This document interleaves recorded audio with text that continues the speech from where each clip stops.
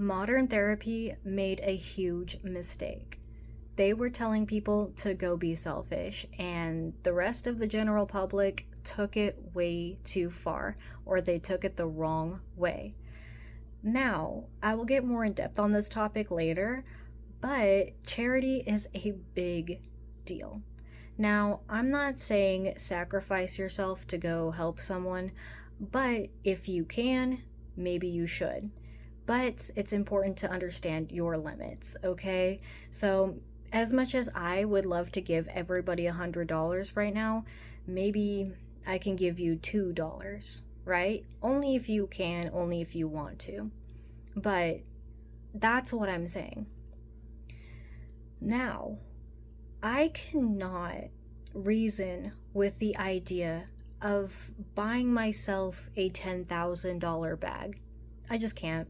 There are so many people out there that brag about having the most expensive house, the most expensive car, and that's what people really just put their goal on. People work very hard to go buy themselves the most expensive thing that they could have. And that would be like the end game. That would be it. That would be their goal. That would be their life. And that was the end of it.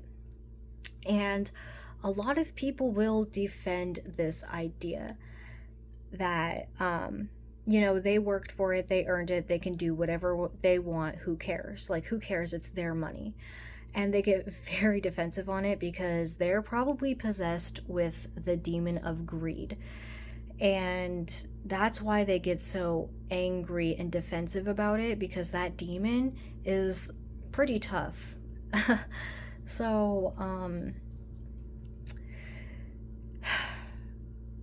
the way that it actually is, the way that this actually goes, is that nobody earns other people's suffering. So, yeah, I could buy myself a $10,000 bag because I can and I worked for it, but what I would actually do is buy myself a regular bag and give some of that money to somebody that actually needed help. Now, I am currently trying very hard to be able to do that. I really am. I may not be able to do that now, but we are definitely building on it very much.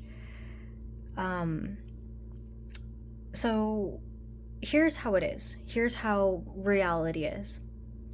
Nobody works hard enough or earns other people's suffering. I do not work hard enough to ruin the planet. I do not work hard enough to watch other innocent people struggle in front of me. The reality of things is, not every homeless person is a criminal who has been to jail and done horrible things. I've seen a lot of homeless people who were simply disabled or down on their luck. I've even seen people with children who were in a very bad situation, or people who were just in really bad partnerships and really needed help to get out. So, no, not everybody in a bad situation actually deserves it. It's probably because of some demon. Okay, here's how it works. Demons don't like good people, and they will, if you're not protected like me, right? They will do anything they can to put you in a very bad situation, not because they actually deserve it, but actually because they were really good people. Not everything is karma. Some things are actually attacks from demons, and so I'm going to be training you on how to tell the difference between those two things, because those two things are very different. They're very different. Yeah, I don't earn watching people suffer. If I can buy myself the regular item and then take the rest of that money and give it to some type of charity that is, a trusted organization,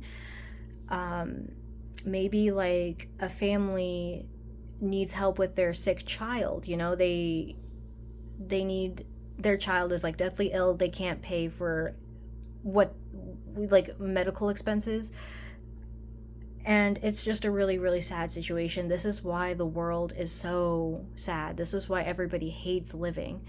But for some reason, they still defend the idea. I worked for it, I get to have what I want.